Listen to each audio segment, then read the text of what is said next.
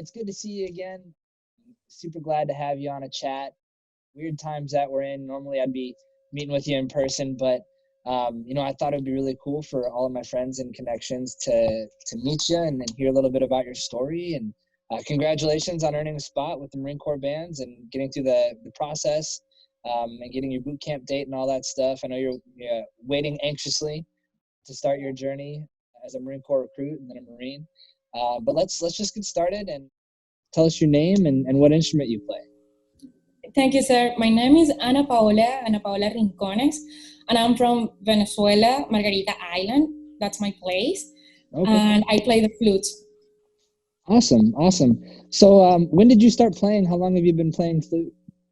According with my mom, I started when I was 8 years old. Okay. But I think that I have the memory that I started at 9 years old. So, but mom is the best to tell that. So she said it's at 8 years old. So I started at 8 years old. Mom always knows best, it seems. Yeah. Did you start playing in school or studying privately, or how did that kind of get started for you? Well, in Venezuela we have right now it's a well-known international system that we call El Sistema. So that means that we have orchestras in every state from our country, right? And in my state, in Nueva Esparta, in my island, we have more than 3 orchestras.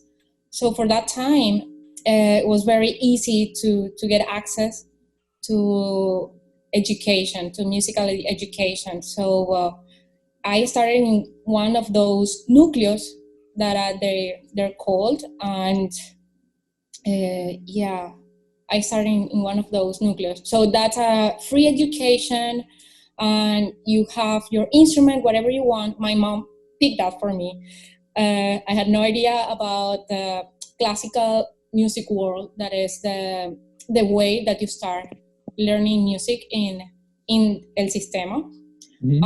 And she gave me a flute, and I was like, oh, what is this? 3 parts. How do I blow this thing? Yeah. And that's how I started in a núcleo in El Sistema with a flute already picked by my mom. Okay. Well, are you glad she picked flute? I mean, you seem to really enjoy it. Yes, I fell in love immediately. I still remember my first lesson because that was an immediate click that I had with my flute. So that was very, very awesome. And I said, okay, I want to do this for life. And I was between 8 and 9 years old. So she said, like, oh, no, you need to study another profession, all what parents used to say. So it's the same in Venezuela then. Yeah, there's a lot of young musicians going through that here too. So. Yep. Yeah, and I told her, no, this is going to be my life thing. She was like, okay, let's just wait for her to grow up a little bit. And no, I kept my promise. Yeah. No, that's awesome. So you did that like kind of through what we would call middle school and high school and things like that. That's not in. You don't see that in schools. Okay. You have places. You have offices for that. So right now, the schools they work as a space to start a núcleo, which is the place that you need to follow to start learning the music. So, but there's no school programs for it because that's so big that it's already there. So you know that you have to go to a núcleo if you want to learn music. So I was studying. I was in my elementary, and after my classes, I went every day to that núcleo to practice. So you have your private lesson with your teacher, and then you have your ensembles, and then you have your orchestra practicing. So you get to go to the orchestra if you are able to play at least 2 scales. Sure. If you're kind of the higher level player amongst your peers there. Okay. Yeah. Okay, great. So then after high school was over. Tell us a little bit about your schooling after high school. What did that look like? Well, that was very fun for me because I was so determined when I was younger that, we were doing these tests to go to college. And in all my mainly points, I was applying for go to the musical college. Mm-hmm. And also, the only career that was a little bit different was foreign languages, just to please my mom. Oh my God. They have done so many sacrifices for my family that I was like, okay, it's fair enough. So let's do this to make mom happy. And but I said, I'm gonna do this just if I can continue my career with my flute. Sure. And she was like, oh no, okay, do that first. Yeah. So I decided to move from my island to Caracas, which is the capital of Venezuela. And I started studying foreign languages in college, but I kept continuing my classes with the conservatory. So okay. I was flying every 15 days, every other week, to Caracas to receive music lessons. And I started that since I was 14 or 15 years old. Every other week, I was flying to Caracas. And then I kept studying on my conservatory in Caracas. And I started to do my foreign languages in another college. So I was studying basically 2 careers at the same time. Then, for things of life, I have to stop my studies on that college of foreign languages, and I continued studying music until I graduate. I get my bachelor in music, and then on the conservatory I started to teach, and I joined more orchestras, and I started like my soloist and teaching live in Venezuela. That's awesome. So playing solo, what was your background playing in Venezuela? What are some of the highlights for you as a soloist? Well, I always love to play recitals, to do a lot of recitals that, and also because my college, I started to learn more about composers, and basically most of my friends are composers, and I had all the idea to always trying to play their music and to show their music. So I started to work in projects and to create all the environment to do contemporary music that I fell in love because of my teacher, one of my flute teachers, Andres Eloy Rodriguez. He's a very contemporary music lover, and he's also a composer. So I was very young when he started to teach me how to do contemporary music and all these extended techniques. Mm-hmm. And I was basically, I think like 1 or 2 people like me. We were just doing contemporary music while all my flute fellows were doing classical music. And they were like, this weird group. So we basically started the contemporary movement with some of my friends just to support the composers. And I realized that I really like that.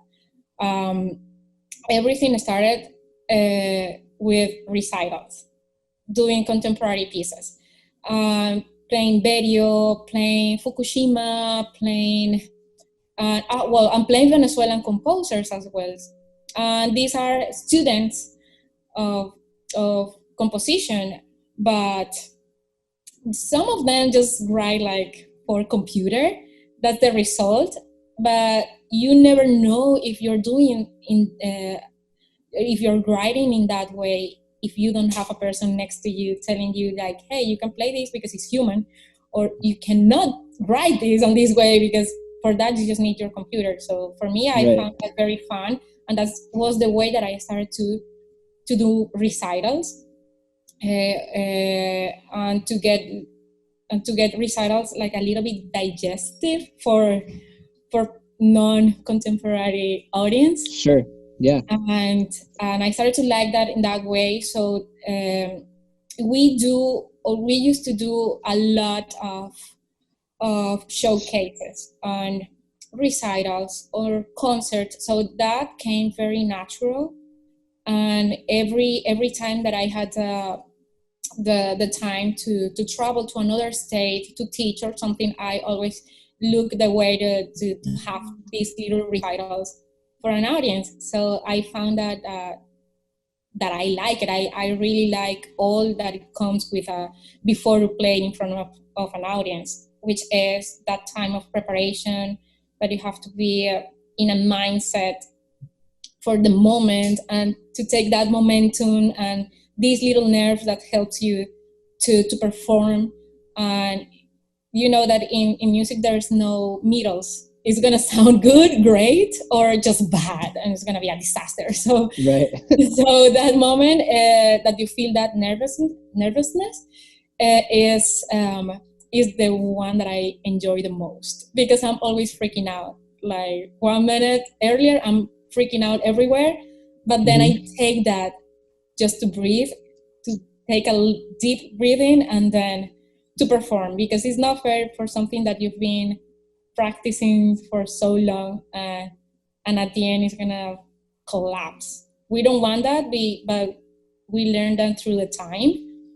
And I used to be that person that got very, very nervous before to play, but I really wanted to do recitals. I really wanted to play in the orchestras and to have the solo part that I had for a long time. And I really wanted to experience that, but every time that I had a reference with an artist that I support, that I really admire, I was like, but he seems too nice though. He seems like too calm. I want that. So then you learn that you are playing a role.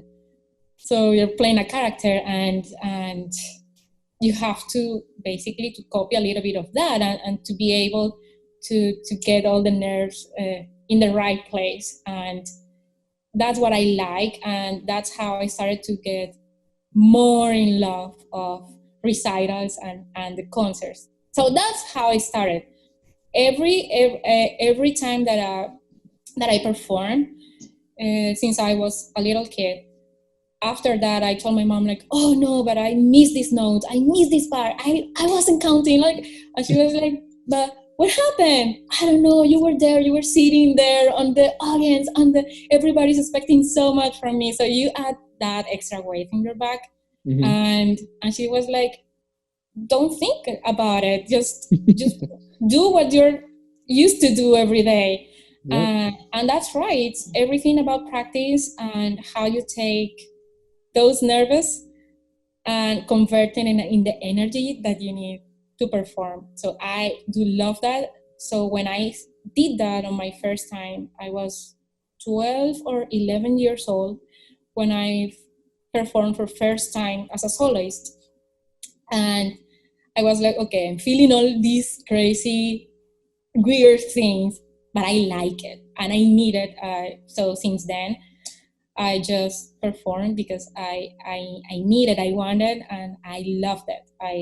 I really love to be in front of people.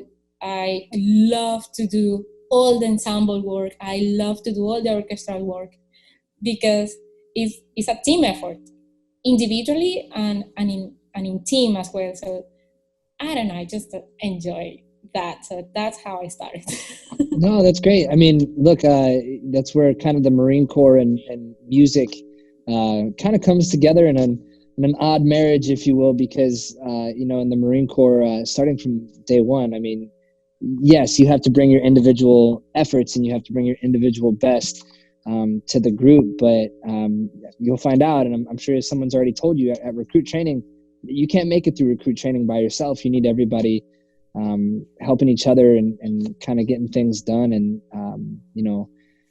the Marine Corps is about a team. It's semper fidelis. It's always faithful to the people around you. So, it's an almost unexpected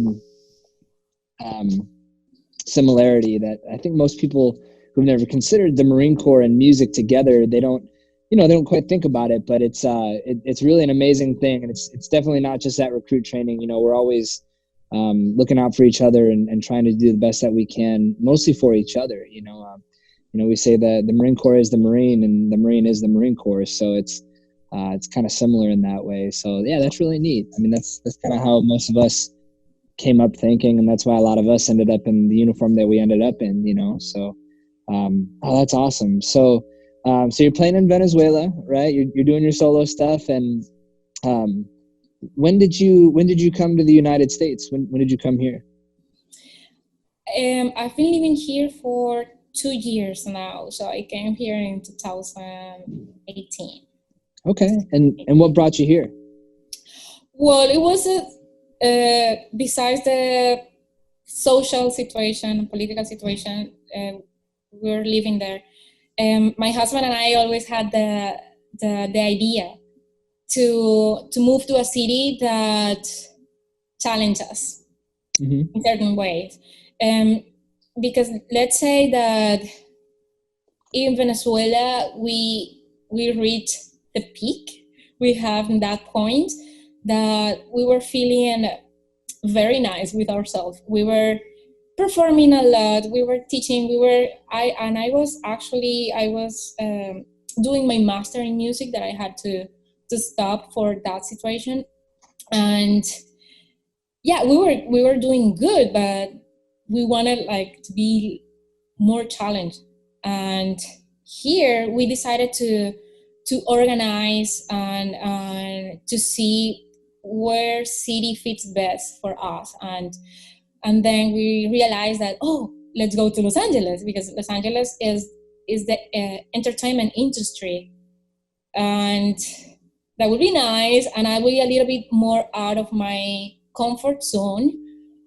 And yeah, we decided to come here for that reason. And he's a recording artist too. And we were living our dreams by separate, our musical dreams. And we started to say, okay, let's organize to move to LA. So we started to organize 2 or 3 years earlier, just to see and talking with friends and with lawyers as well, doing all the legal things. Sure, yeah. And then, the time said it's time to leave, and that's how we moved here. Okay. So you guys were kind of looking for a new challenge, and figured Los Angeles maybe a bigger pond to compete in over here. And it sounded like there were some other things, some hard times, and then you don't have to go into detail if you want to, but it sounded like maybe something that was going on in Venezuela kind of pushed you to the United States maybe a little sooner than you had thought.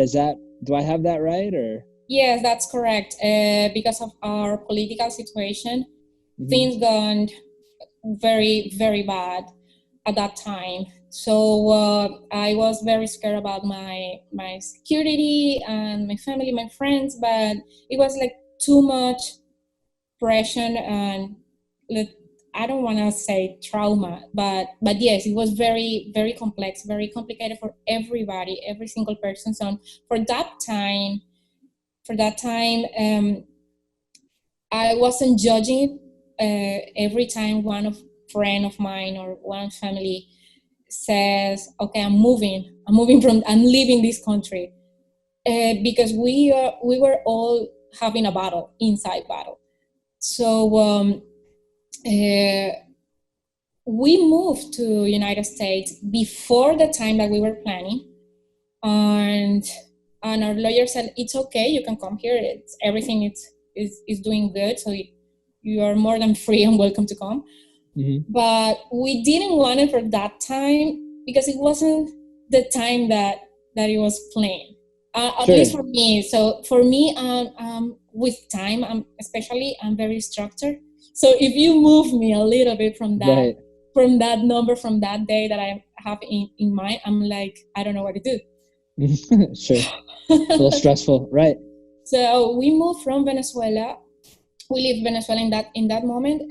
There wasn't any airline working, barely 2 or 3, and we haven't the money enough to move because it wasn't the time.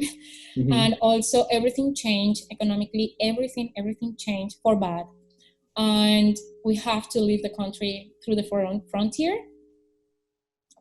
So we moved to Colombia. We went to Colombia first, and my husband, he moved first to the United States than me. So I stayed in Colombia because of my family. It was a little bit easier to have a place to stay. So he came here, and with no money, no friends, like barely 2 friends, and no place to stay. And it was pretty tough. And he stayed in that way for 6 months until I moved here. So I moved here in a NAM show, during a NAM show. And that's how I have the count. That's funny. Okay. So I call NAM show now like my NAM anniversary. Yeah, the NAM anniversary. That's awesome. Yeah, no, that's man, that's actually, I mean, everything is, you know, it's challenging for sure, but that kind of worked out a little bit that the NAM show lined up, because it's such a huge show. Like, all the musicians go. It's a really good time to network and meet people and things like that. Wow, that's really cool. I didn't know that.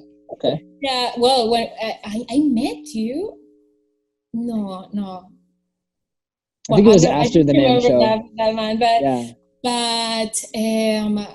NAM show was like on the 23rd or something, and I moved here 2 days earlier. Oh wow! No, I think I met you maybe like a month or 2 after that. Yeah, that was I'm remembering it right. Okay, yeah. But I remember walking by the Marines booth, and I was like, "Oh, that looks cool," and then I kept walking. But I just remember that. All right, awesome. Well, shoot. I mean, that kind of so you came here to the U.S. I'm just kind of checking my questions here real quick, but you came here to the U.S. and you know, kind of started meeting folks. So what have you been doing outside of, you know, trying to get into the Marine Corps bands? What sort of things have you been involved in? You were telling me about even now, like doing some teaching with some conservatories and stuff like that. What have you been up to in the States as you were working to get a spot with the Marine Corps? Yeah, well, I started to work from that moment. I started to work on May, June, that I received my work permission. And I had my first job with a friend that recommended me to be part of an organization that is in South LA. That organization is still my work today, and it's a beautiful organization, a nonprofit that it's called A Place Called Home, and it's education through art, through music, theater, visual arts, and etc. It's very nice, with more than 500 members. Oh wow, okay. Yeah, it's pretty big. And then I started to teach for Santa Monica Youth Orchestra in Santa Monica every weekend. And then I was teaching for a private school, which is a pluralistic school 1. It's in Santa Monica as well, but I'm not working there anymore. And then, doing these remote recordings for some TV shows, and also I was very in deep with my second album that I'm gonna release someday. Nervous plug, shameless plug. Do it. What's the name of the album? Notas a Paola. It's like letters to Paola. Okay. And this album is it's a collaboration with all my colleagues that they've been writing, composing all this music just for me to this album. Wow, that's cool. And it's a Venezuelan thing. Awesome. But it's a new music. It's new Venezuelan music. Yeah. No, are some of the musicians that you played with at the NAMM show, are they on the album? Yeah. Well, my husband for sure. Sure. He's there as a percussionist, and he's also the producer of the album. Cool. And from the NAM, well, do you remember the maracas? Yeah, I've never heard anyone play maracas like that. Yeah, that was. So, I remember that for sure. Juan Ernesto Laya, he's on the album too. And crazy. All the musicians in the album, they're amazing musicians. Some of them has already Grammys, and they are the best of the best, and I'm very blessed to have them. And there's also one of our very, very good friend of us, and an amazing musician that sadly he passed away 1 year ago because of the medical situation in Venezuela, being so young and so great as a bassist. So he recorded all the bass in my album, and I think this is the last album he recorded. Wow. Okay. Well, so for us, it's a very important thing, and it's very emotional and beautiful. Like, yeah. I think you're gonna like it. Oh, I'm sure. I'm sure I'll love the album. That's awesome. Well, cool. And yeah, I've been working with them, a place called Home, especially, and also I'm a subbing teacher for YOLA, which is a youth orchestra of Los Angeles. And I've been continuing my teaching with some of my students in Venezuela online, and some other students around in Colombia or South America. Also, I started my nonprofit organization with two of my best friends, and it's about music education and also professional development program that we're offering. And we have this to start, like physically start on September of this year.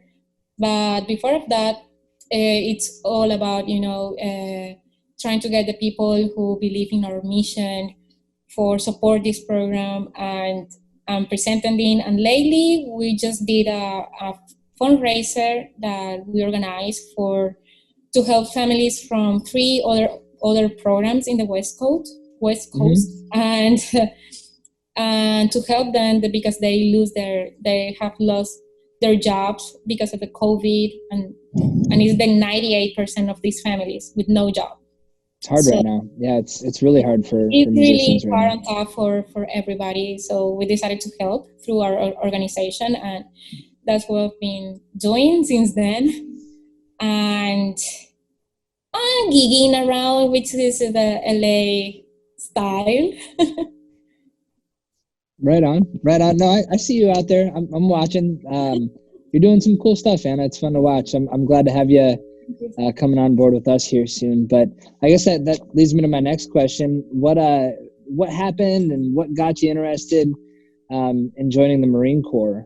Kind of give us that story a little bit after because you didn't come to America. I mean, unless you did, maybe, I don't know.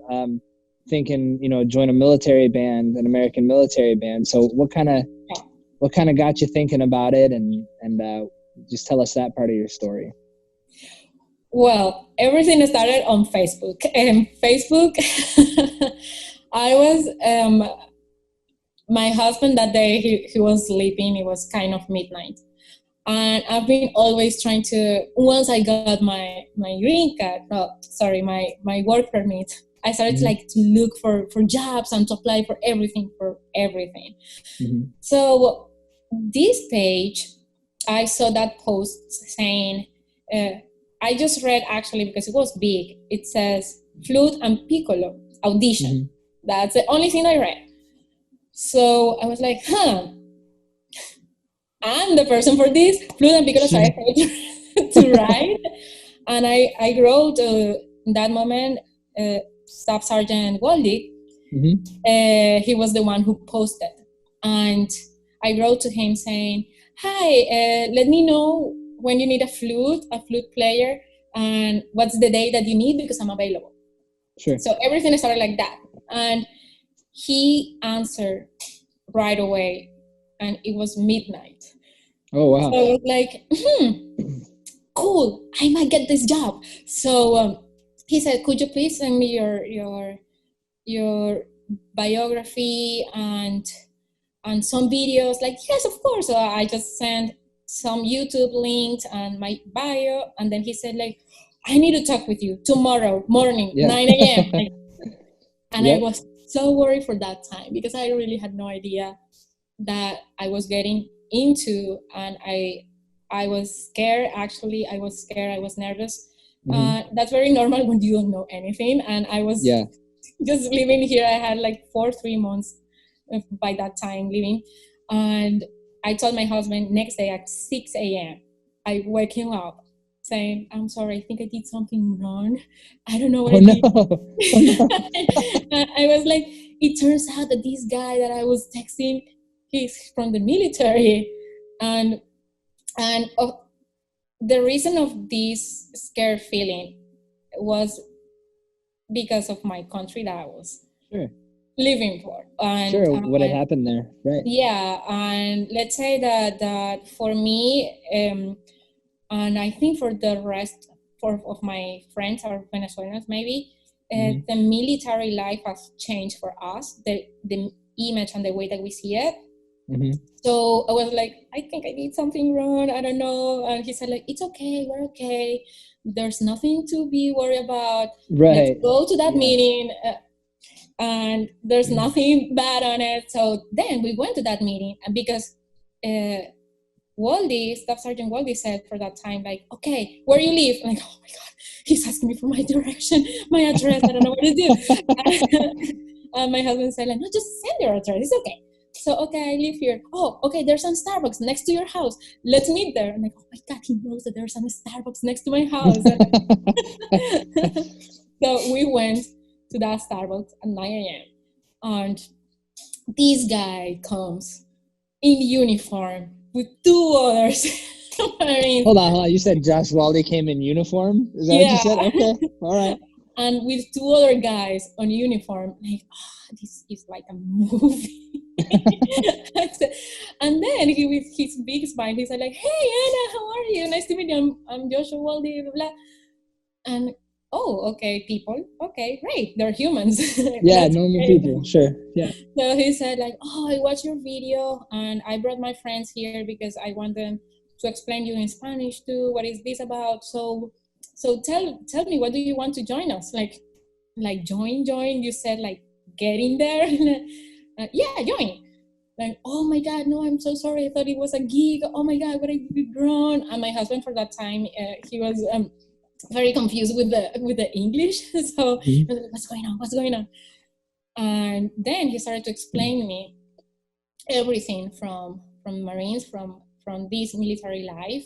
And I got to start very interested, because what I liked the most, that was my first impression, is he went there with 2 other colleagues, and they were just there to support him, to send me a message, to give me this message. And I was like, I love that. That's one of the things that I always like about team, and that I learned when I was just a little kid, and I saw that in first sight. And I like that. I like that. And they were like, oh, no, it's okay. It is not a gig. It's actually an audition to join the Marines band. And I was like, oh, great. And actually, one of my things when I left Venezuela was, I'm not going to join an orchestra. I'm not going to be in an orchestra, because I've done so many orchestral works through all my life. That I'm not gonna join that, because I want to be like more challenged. Yeah, you want to do something different. Yeah. Yeah, but basically the Marine Corps band is very different as well. Yeah. And not just because the music that you guys play it is because the other things is the fellowship, is the all the team effort. And I said, like, I think I found the thing that I was always saying about being challenged. So this is very cool. Let me try. I'm going to see. So then Staff Sergeant Waldy invited me to go to Granada Hills offices. And then I had the opportunity to go to Miramar. And I like it. I had that feeling that I said, oh, I want to be here. I love all this. I'm very good with receiving directions. I'm very disciplined as well. But my only, let's say, well, not problem. I don't want to say problem right now, but my only wall for me on this part was the physical training. Sure. So, and the reason is because I've never take this that serious, never in my life. Even when I was studying in high school, I always had the permission to be absent on on sports. Sure. Which consists in the PE classes. To be running all the way around the basketball yard, and that's it. But for me, it was like, oh no, I'm a musician. I'm not gonna do that. So I always had the excuse to avoid sports. And even when my mom tried us to be very sportive, that was impossible. I mean, at least for me. And I always found a reason to skip that part of my life. So every time that I tried just to join a gym, I was there no longer than 1 month because I was just dying. Sure. Thank God for a genetic. I've been always thin, but not fit or for sports or nothing like that. So I saw that, and then that day I started to watch all these videos, and I just saw the females that joins the Marines, and I said, okay, if she's doing that, I'm fairly sure that I can do the same thing. And I wasn't sure about the pull-ups and the running, because for that time, if you send me to run 1 minute, I was really dying. So yeah, my husband, we all start somewhere. Yeah. So my husband, he was always running in his life, and he said, "No, Anna, it's so easy. Let's do this. Let's start jogging a little bit." Like, oh my God, I'm dying just jogging. And then when I started to jog a little bit faster, the first 5 minutes, I was like, oh my God, I'm running. I'm so fast. I'm the best. I'm a female. Yes, let's do this. So, and Waldy was always in contact with me. And I said, I'm just scared about the physical part because it's tough. It is. And I don't know, the only heavy thing that I've been always lifting has been my flute. And as a flutist, you have that. I mean, if you have a flute, you can feel that sometimes this kind of flute is heavy, or this other one, it's a little bit, and yeah, that's why. So I'm like, I can even have my flute for 8 hours. How can you tell me to get this dumbbell for 5 pounds dumbbell? It's impossible for me. So now I'm doing the things that I thought it was impossible. And already, already. This morning I just did my first pull-up, non-assisted. Wow, that's the hardest one, Anna. That's the hardest one. Once you got one, the rest come easy. Yeah, exactly, I know. So I'm very happy for it.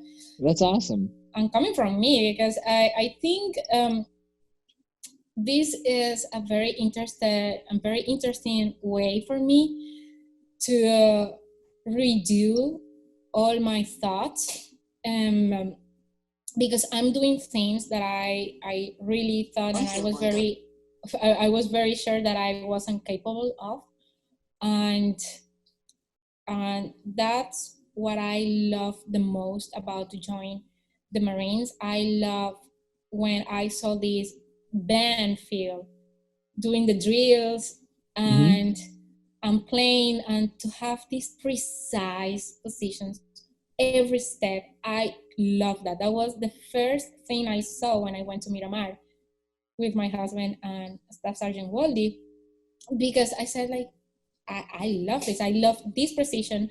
We have that in music everywhere, but is the way now to have music and an organization that I feel proud of, and it's simple and complicated at the same time. That makes me happy every day that I think about it, and it wants me to join, and it wants me, when I had the opportunity to perform with the Third Marine Wing Band, that was amazing. It was an amazing experience, and I hope you guys do that with more with more musicians, because that was a very open eyes for me. And I saw myself sitting there. I saw myself doing that every day and working with more colleagues, because we had this ensemble workshop, and I was like, yes, I used to do this, and I love this, and I love to talk with others, saying how can we improve and on our performance, how can we sound better, and that teamwork through music, it's something that I love. So the fact that I experienced that with you makes me want makes me want more, and also after that to see them picking on all their stuff, because I'm I'm coming from from a musical world that we have the people for that, and me grabbing a chair, you don't see, you Sure. don't see that, and I was like, I like that, I want that, and it's okay, because everybody, it's so indispensable to do a job, to execute something, and to have everything organized to function as a system where I come from. And that's that for me, it's precious. Why? Because you apply that to society after, and in every single term. So you are bringing music to others that can make people happy, and this is actually one of the ways that we are dealing with all this situation that we're living today with COVID. And but also you have all the tools to help society. It's that's what I like. Then that's what I've been done for all my life, in a different way. But now I feel that I will have the strength, I will have also the mindset for that, and I will have all that I need to be more effective for others. I love that, and also just to do music as well. That's my life. That's my life, to do music and to try to help others, because I always have that feeling that I want to save the world. So if I'm in a place that I can do that, I'll be just happy, and also to help others, to help flutists, and to improve. That will be that's a honor for me, and I'm very happy for it. So that makes me happy every day. I don't know how. I don't know if that even makes any sense. No, and it makes total sense. It's kind of fun because I don't have to be the one to talk about what we do and what we believe in. It's really cool to see somebody who you've only had a small taste of it so far, but you understand it so well. We all joined the Marine Corps for a lot of the same reasons. Everyone's got slightly different reasons, but I think at the core of all of us, it's we're looking for a challenge. We're looking for a way to improve ourselves, and the way I tell it is, I'm always trying to I'm always trying to live my rocking chair story, is what I call it.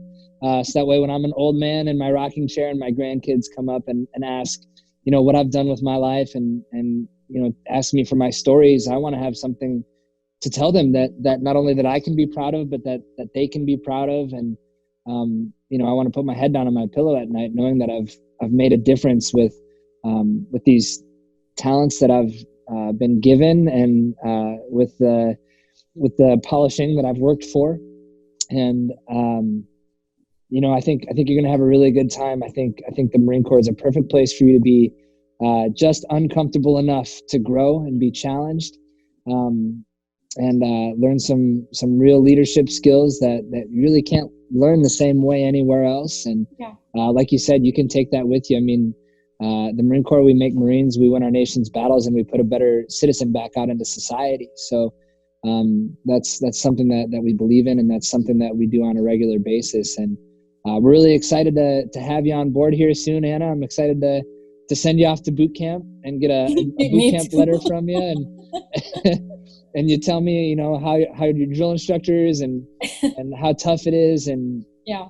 I think you're gonna grow even more, and it'll make you unstoppable, and it will. It's something that not a lot of people can say they've had the opportunity to do. I mean, I'm sure you've had your obstacles. Like you said, you came here from another country, and you got your work visa, and then worked to get your permanent resident card, and then had to pass an ASVAB in English, which isn't your native language. So I can't imagine trying to do that in a different language.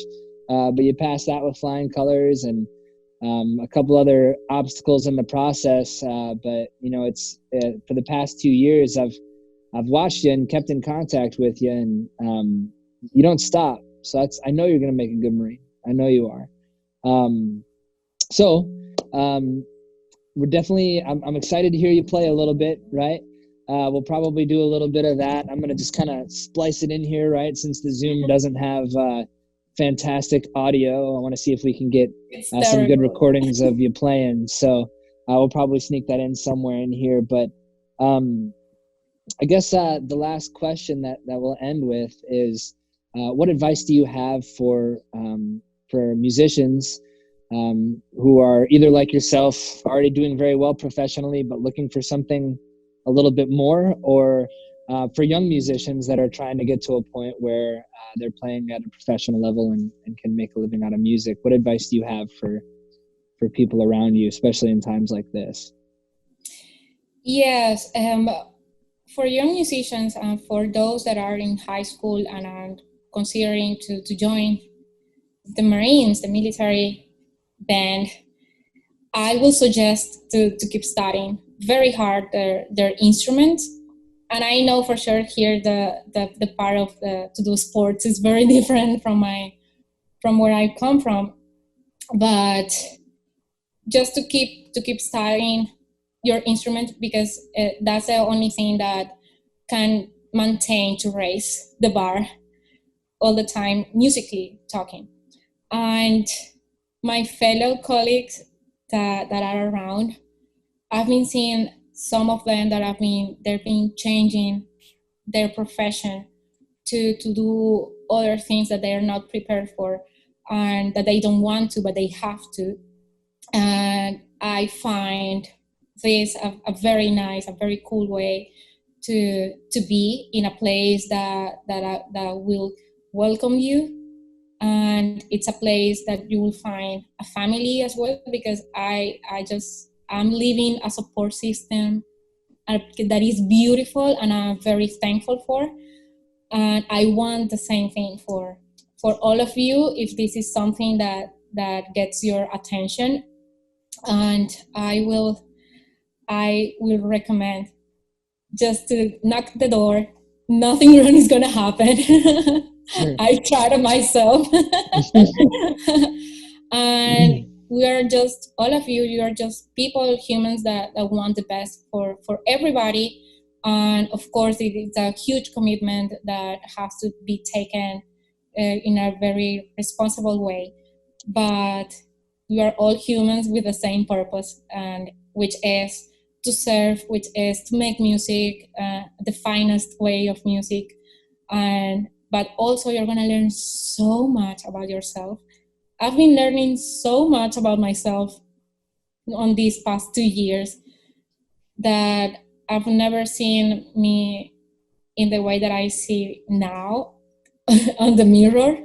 Mm-hmm. Because I see a different person, same spirit, but I feel that I'm stronger physically and mentally than before, but I'm still having the same dreams, but now with another perspective of discipline that have just changed my mind and my life, and I feel respect for every person who joins the military. So if is this something that you want to do, just knock the door. They're going to be there. They're going to welcome you.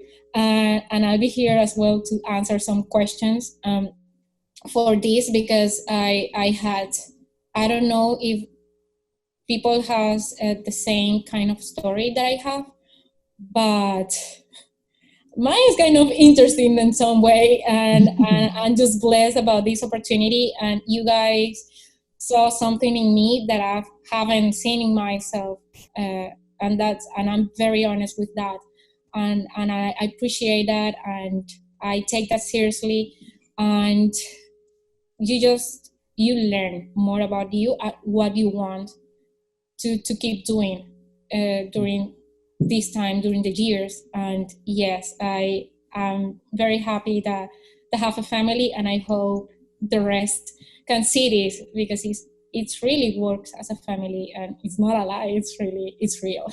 Yeah, no, that's awesome, Anna. And I'm excited that you get that. It's you're a poolee is what we call it in the delayed entry program. So you haven't gone to recruit training and had the chance to earn the title yet, but you have earned your seat. We're sending you there, with a musician contract, and just watching the transformation so far, without even having gone to recruit training, just that transformation that you've gone through working with our local Marines and the recruiters up there in Granada Hills, and my buddy Josh, Staff Sergeant Waldy. It's been awesome to watch, and I'm really excited to see what happens on the other end of recruit training, because that's really when you get it, it's in you. So really excited for that, and super glad you took some time to talk with us, Anna. And you said you have a unique story. You do have a unique story, right? But I think there are a lot of similarities driven. I think a lot of young people here are having the same conversations with their parents about, like, hey, I really want to be a musician, and some of the parents with the best of intentions at heart are saying, well, maybe look into something different, and it's kind of tough as a young person to keep pushing towards being a professional musician if your parents are skeptical.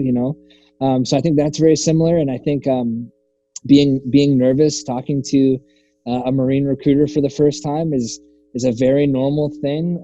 You just had the courage to follow through with the meeting and really kind of see what it was all about. And I mean, that's how it is. I think a lot of folks are nervous to talk to a Marine recruiter, but all it is getting the information, learning about who we are and what we do, and giving the recruiters the opportunity, the Marines the opportunity to learn who you are and what you do and what you're about. And if there's a match there, if we think there's a match there, we tell you. And if we don't, we'll tell you too.